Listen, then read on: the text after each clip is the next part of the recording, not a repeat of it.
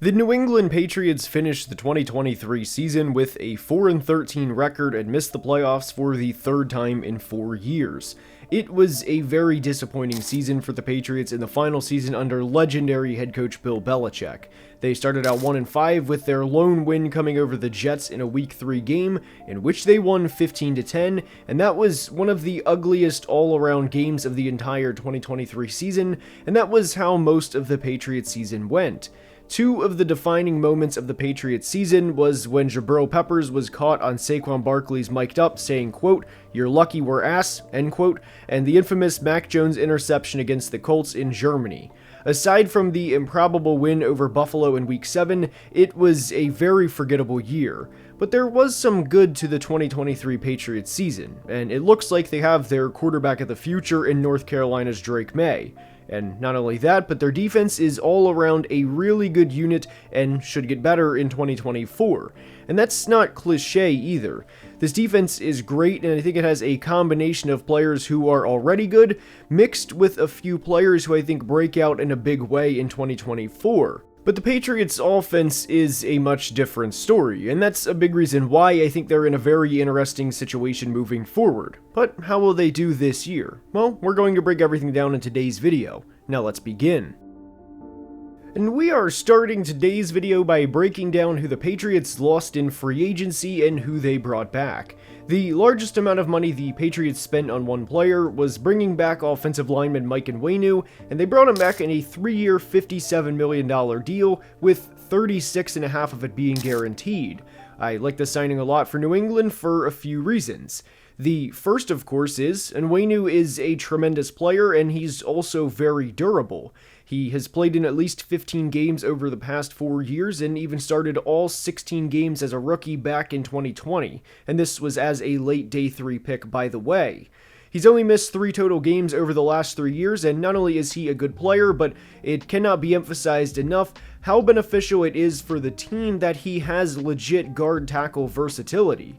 This isn't a player who can play a game at guard in spot of a guy missing where he's generally uncomfortable before being moved back out to tackle. No, this is a player who has played over 650 snaps at right tackle over the last 2 years and over 1,200 snaps at right guard. And bringing him back for $19 million a year, to me, was great for both sides. And we've brought this up with countless teams, but the Patriots aren't going to lose anybody due to the Onwenu contract. He is every bit worth it. They also retained receiver Kendrick Bourne on a 3-year, $19.5 million deal, with only $5.5 being guaranteed, and even brought back Anthony Jennings on a 3-year deal too. The Kendrick Bourne signing in particular is a deal I like for what it is, because the guarantees are so low, meaning if he doesn't have a good year, then the team is protected and no harm, no foul.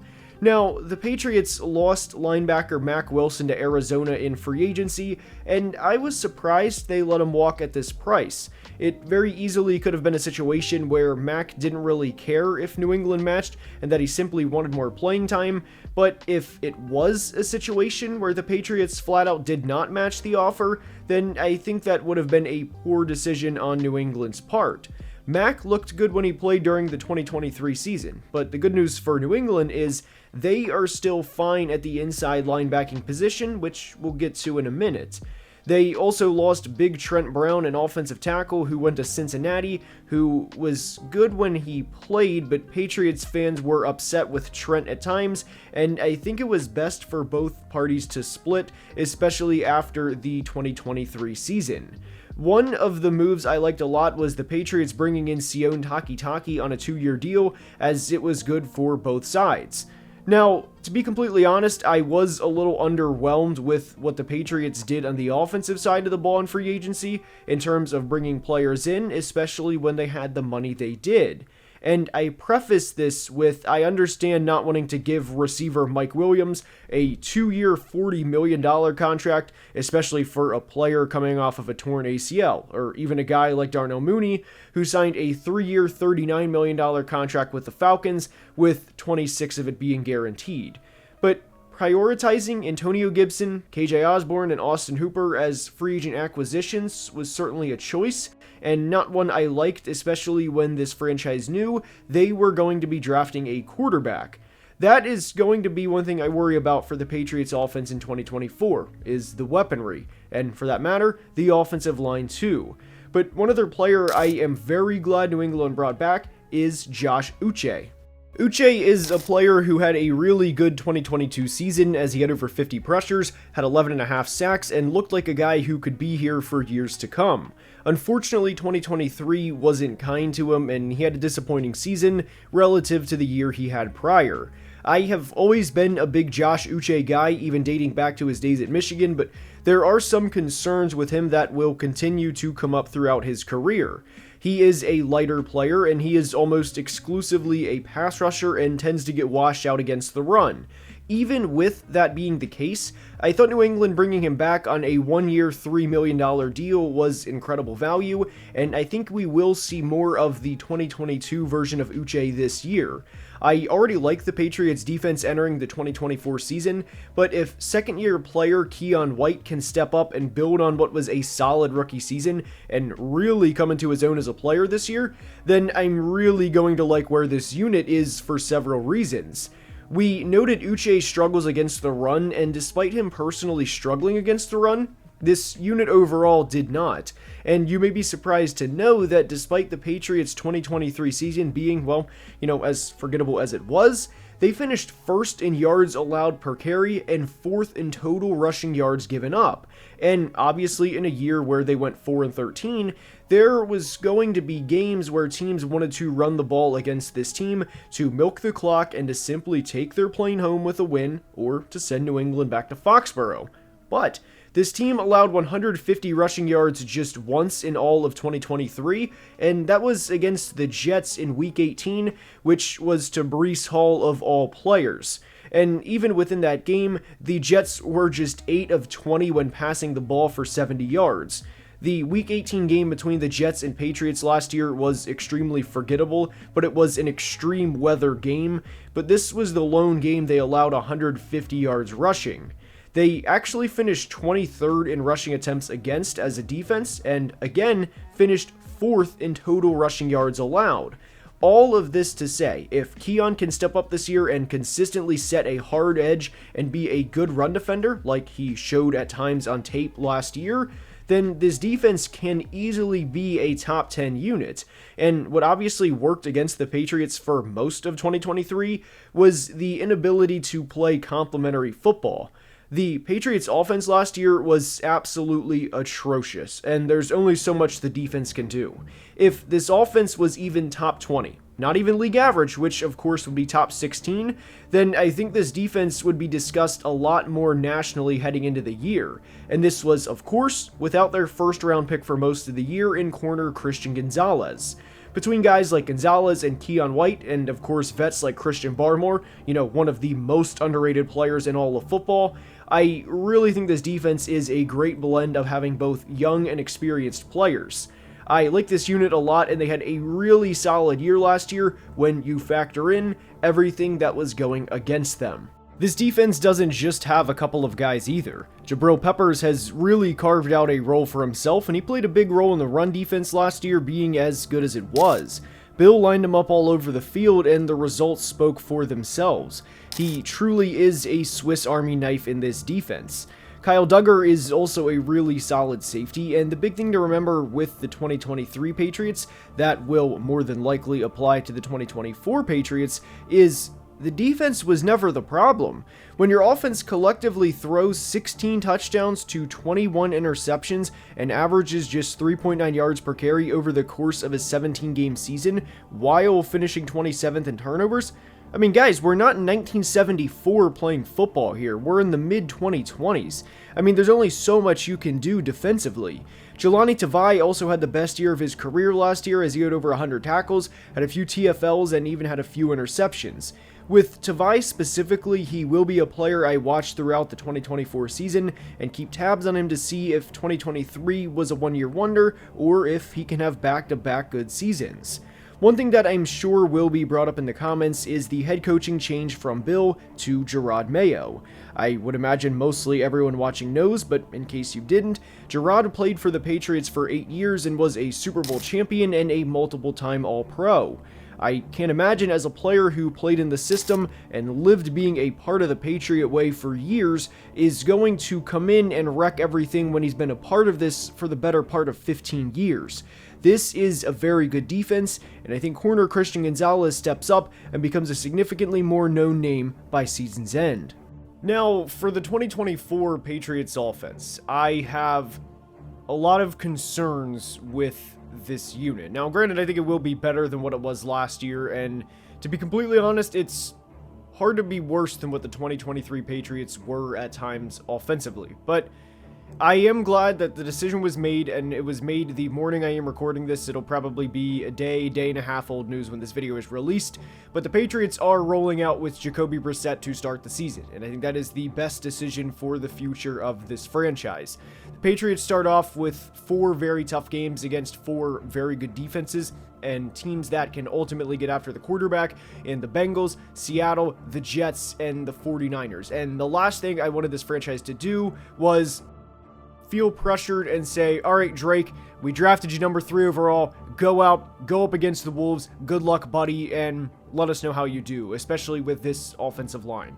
This offensive line is, again, outside of Mike and Wainu, and I guess David Andrews too, it's not good. Chukwuemeka Okorafor is not a good player. He's average at best, and whenever you're going up against good defensive lines like the Patriots are early on, I'm glad that they made the decision they did to have Jacoby Brissett go out there. Now, the receiving play is one I'm going to have concerns with all year, whether the player at quarterback is Jacoby Brissett or Drake May.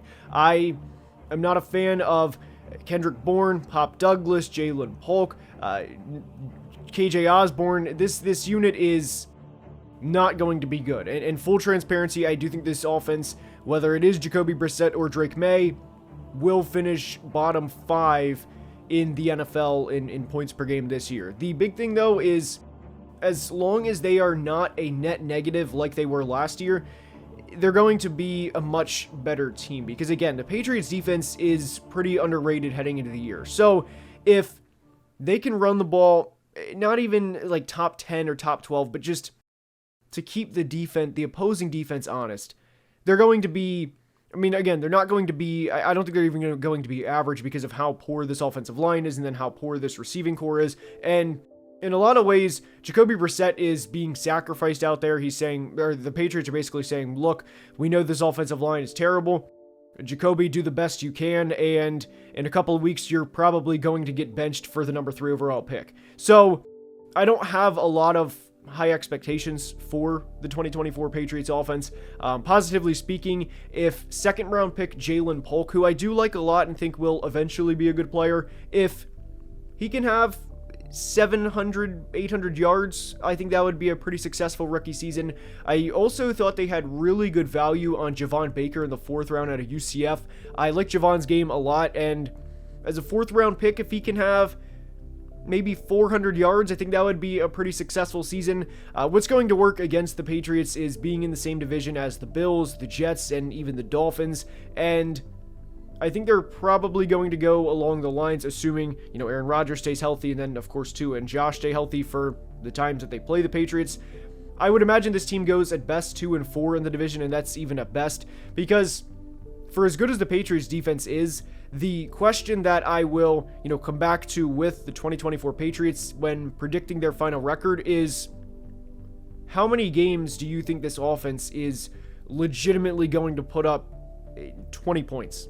Because I don't think it's going to be that many. I mean, it's probably going to be around 5 or 6 games, maybe 7, but I don't think they're going to have many games where it's a 27-20, not even 27-24, like a 31-28 game, because I don't think the offense is going to put up that many points. I think it's going to be a better year than 2023. I mean, of course, when you have the number 3 pick, it's going to be more optimistic, but ultimately, I am glad they're making the decision to start Jacoby Brissett and basically let him go out there and, take those early season licks from those tough defenses. But I think it's going to be a considerably long year for this team, and not if, but when Drake May starts games for the franchise in 2024, I hope the offensive line holds up as best as they can. Hopefully Cole Strange is back by then, but it's gonna be a long year for this offense.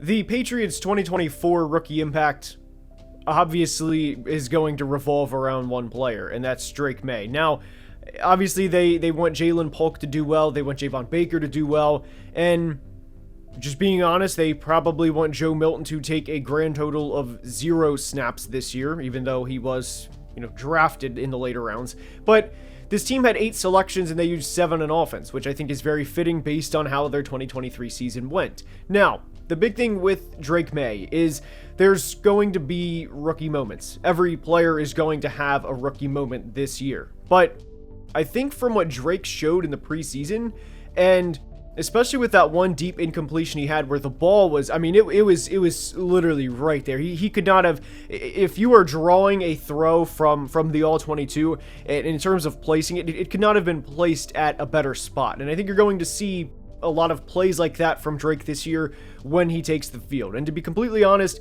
I would be absolutely shocked if the plan is to start Jacoby for all 17 games. Now, I have been critical of the Patriots in the past based on some of their selections and some of their decisions, but I absolutely love the decision to start Jacoby Brissett early on. It's not even a matter of, well, we don't want Drake to play against good defenses and we don't want him to face adversity or anything like that. It's more of this offensive line is borderline dangerous in terms of putting a quarterback out there against these great pass rushing teams. So I am glad they are in fact starting Jacoby early on, but from a stat projection, if Drake is to play the remaining 13 games, get those really tough first 4 games out of the way, I would hope that he'd be around 2,500 yards, hopefully around 15 or 16 touchdown passes, and Drake's also going to provide a good rushing element, and we even saw that at times throughout the preseason. There's going to be plays where they're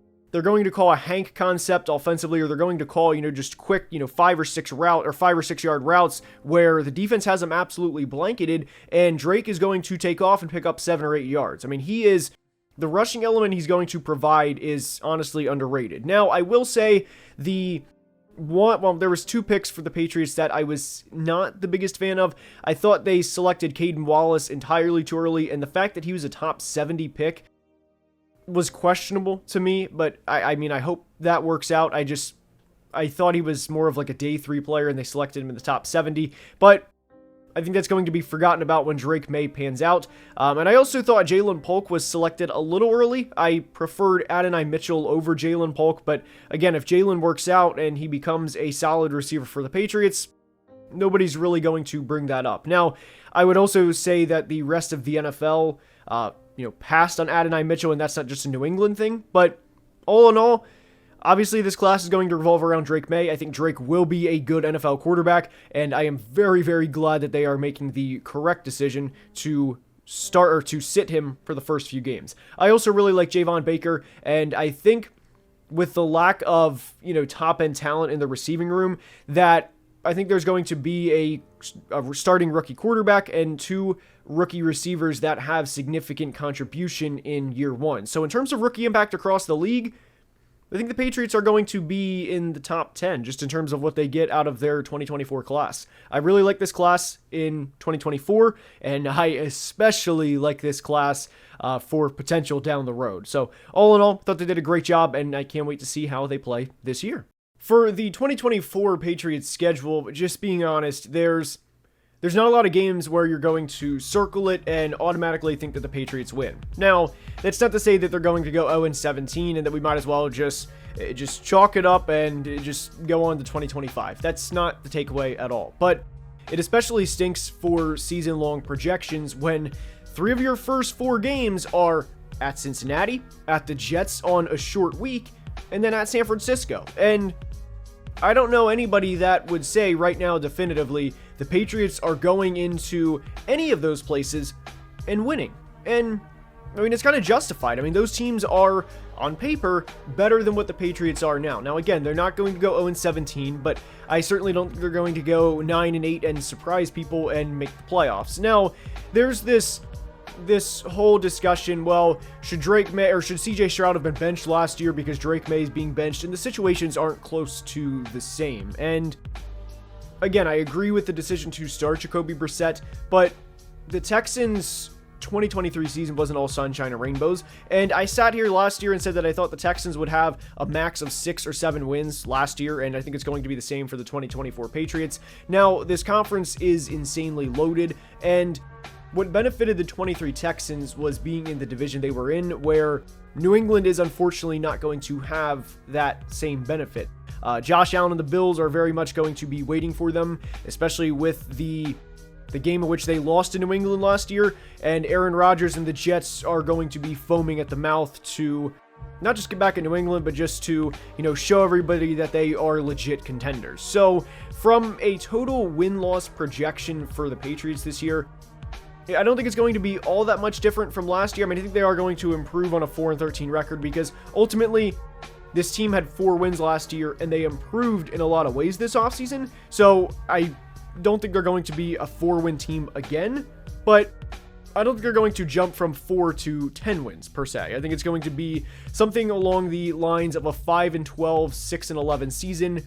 Maybe if they pull a couple out, maybe a 7-10, but I think they're going to be right in the 5 to 6 win area this year. So that's going to wrap up the Patriots preview. I hope you enjoyed, and if you did, please like and subscribe. And I also have a second channel called Also Football Analysis, where we play NCAA 25 and are currently rebuilding the ECU Pirates. The link for that is in the description if you'd like to check that out. And until next time, please be safe and have a great day. Love you guys.